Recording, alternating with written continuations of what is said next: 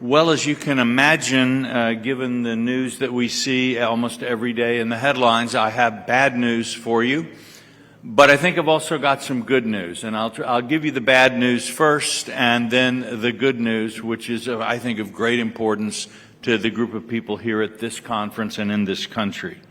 The bad news is that the world is undergoing a series of massive changes in the distribution of economic power, the balance of military power, the operation of economic systems, and simultaneously as a set of social and economic upheavals within countries that are as profound and as far-reaching as anything that the world saw during the Industrial Revolution.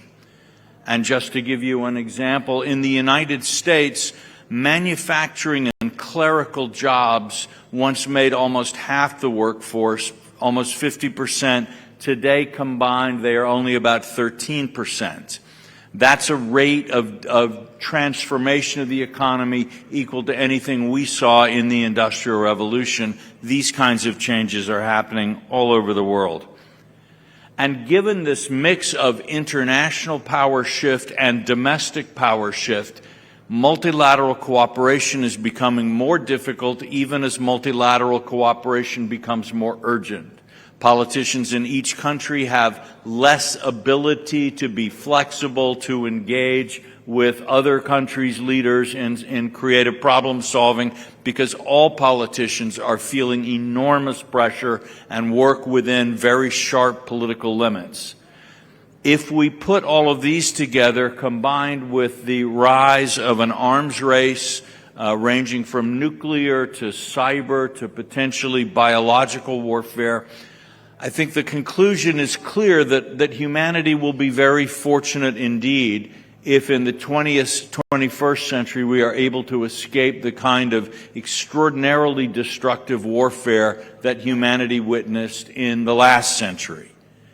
And that, I fear, is a conclusion that every day becomes clearer, and we see as various powers test the foundations of the international system, we are coming closer and closer to an era of serious geopolitical confrontation that would end in war.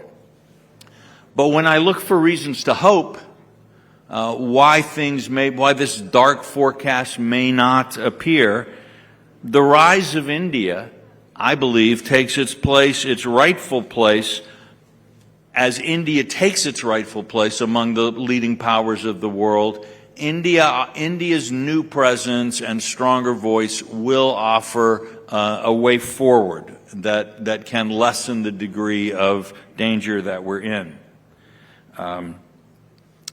The clearest trend that we see in this disruptive world is a shift in economic and political power from the Euro-Atlantic theater of the world, where the dominant forces of the 20th century existed, to the Indo-Pacific theater, where we will see that theater dominating the politics of the 21st century.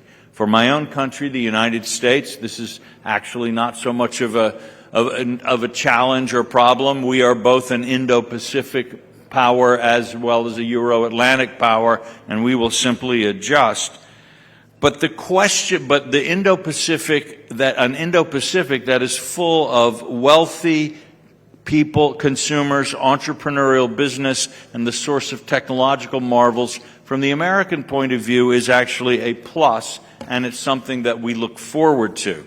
But the question is, what kind of Indo-Pacific region will exist? Will one country, which has a dominant role in the economy, which has enormous military resources, and is tempted to pursue a hegemonic role in the region, will that country dominate? Alternatively, will the effort to prevent the domination by one country force the rest of the Indo-Pacific, including the United States, into a coalition that might ultimately have to fight or threaten massive great power war in order to prevent the domination? And these are the two scenarios that we see most often discussed. where the Chinese attempt to become a dominant power in Asia either succeeds, much to the detriment of other countries, or can only be checked by a series of crises and perhaps very destructive conflicts. This, to me, neither of those scenarios is particularly attractive. And here is where I see the rise of India playing such a role. In 1980, the Indian economy was 65% of China's economy. Today, India's GDP is about 17% of China's economy. So the opening of this wide gulf between India and China actually helped create the imbalance of power in which it might seem to people in Beijing that this could be the Chinese century. China could become the dominant force in Asia, therefore in the Indo-Pacific, and therefore in the world. What has been happening more recently in India, I believe, is a serious national effort to begin to close this divide that opened. And certainly in the last year, we've seen the Indian economy has been growing faster than China's economy. But that India is moving now to try to develop its own productive forces, its own economy, so that the balance will gradually begin to come back into balance. When India and China, the difference between them economically and potentially militarily is like this, it requires a large group of other countries, including the United States, working very hard, putting a lot of diplomatic, military, and political resources into the struggle. But as India rises, more and more people, I think, even in Beijing, will realize that it's unrealistic for China to try to become a hegemonic power in Asia. Asia is too large, too diverse, hopefully in the near future too wealthy for any one country to dominate. As that happens, the sense of war crisis that we now see flaring up from time to time in the Taiwan Straits, on the Indian-Chinese frontiers, these elements of crisis, I think, we will see diminish. And what we can see in the future is, again, a natural balance of power in Asia.